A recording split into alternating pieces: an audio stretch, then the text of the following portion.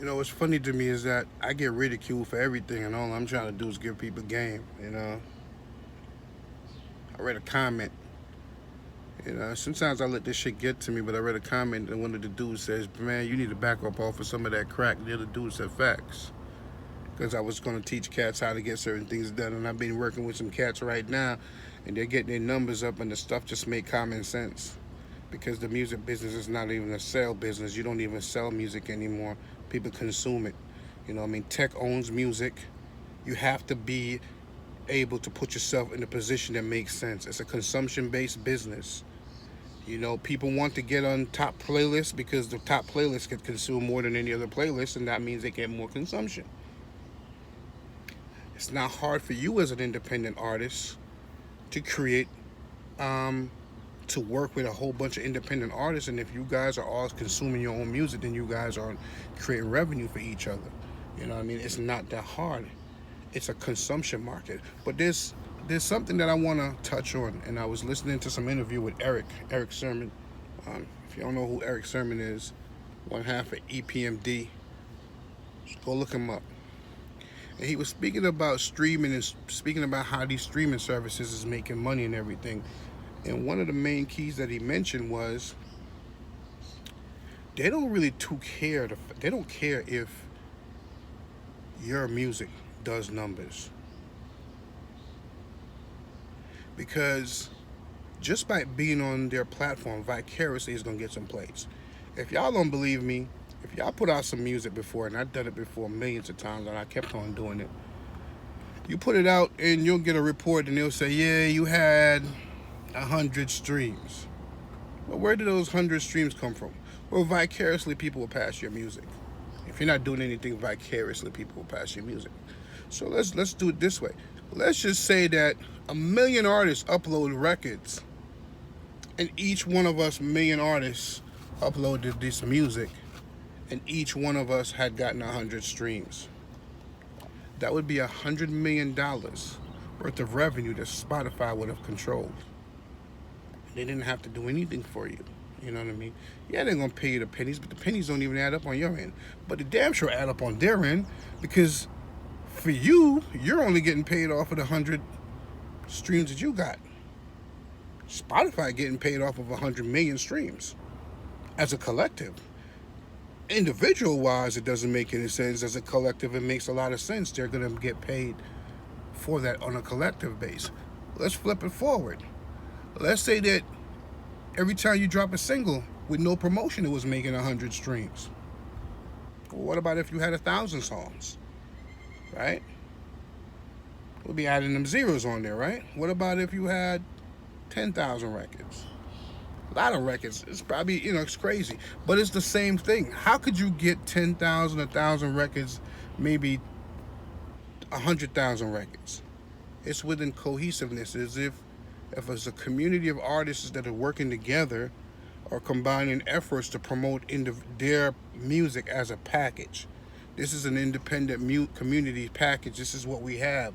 This is what we're offering you. This is the best of the best. This is the best of Southern rap. This is the best of Northern rap. This is the best of European rap. This is the best of Chinese rap. Whatever the fuck it is, if you guys came together and was sharing it, one, the fan base would grow, but just off of sheer volume, the community would grow and the music would grow, because it's a consumption market. You make your money from streaming. Understand this, from the subscription services that the streaming company have, the advertisement dollars, the CPMs, and I want to say those are the two ways that they do it. Maybe some other ways. I'm sure there's probably other ways, but for the main point, that's how that goes. You're not into. You don't sell music anymore. If you're still pressing up CDs, you're losing it. CDs to me is only when you're touring and you package that CD with a T-shirt and you sell everything for $25, and it's a collection item. And if I was doing CD right now, every one of them would be 10,000 CDs out order. Each one would be numbered from 1 to 10,000. It would damn near be on a plaque, because I'm not even expecting you to play it. It would be on a plaque, and it would be a collector's item from the No Fear brand, but it'll be an actual CD in there.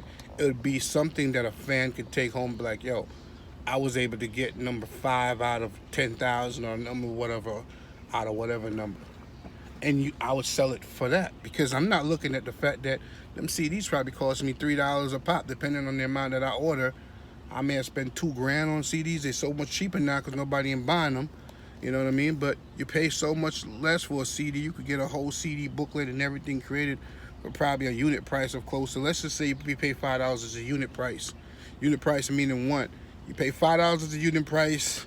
You bought 1,000 CDs, whatever it is.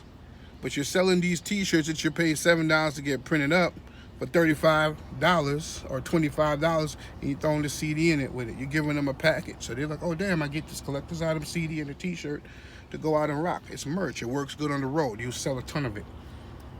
You sell a ton of it. You set up your merch table. You're going to sell a whole bunch of it. People are going to fuck with you and fuck with your movement from it. It makes sense. What don't make sense is what most people are doing now is that they're looking in this music business as its sales. 90% of the sales from this music business shit is coming from the streaming platform.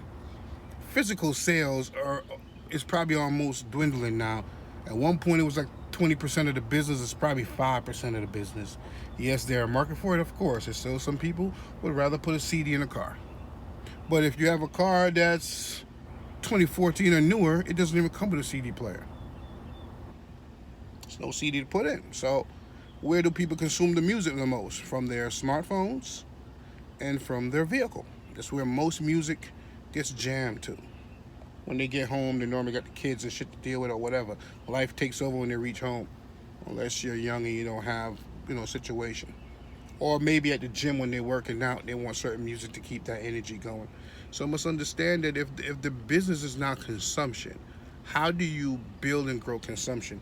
Is by unifying yourself, working with each other, collaborative.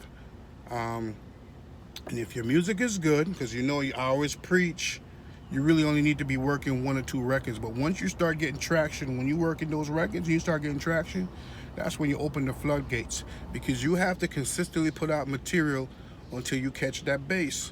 Let me give you another example. Somebody who's building a YouTube channel like I am now, they're putting out a post 2-3 times a day because they know that the larger their content is on YouTube, the more people are going to gravitate to their channel, and they may watch one thing and watch something else. The more volume they get. So you have people that are building a YouTube channel that are posting new content 2 times, 3 times a day to start to build this. Then they're working with SEO to search and optimize their content to get it going where it needs to go. And that's what I'm telling you right now. So once you understand that this is a consumption business, the minute you start to pull some kind of attraction, because you got to keep these people interested in you, you got to be running for the hills and making this music. You can't doing a whole bunch of mixtapes doesn't fit your brand very well.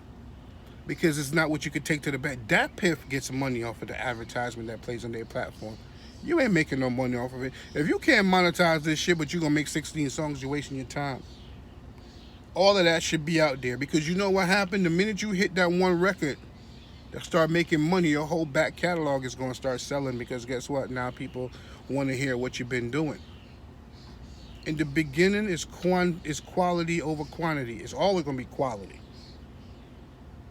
But you minimize your quantity in the beginning because you want to, I shouldn't even say it like that.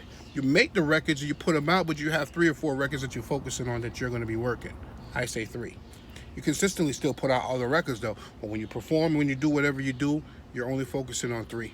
The minute that those records are catching on and people are loving them, that's when you start to introduce more records to the situation and build a fan base that way. But consistently working and putting out records is a must. You can't ever stop that. You have to do that.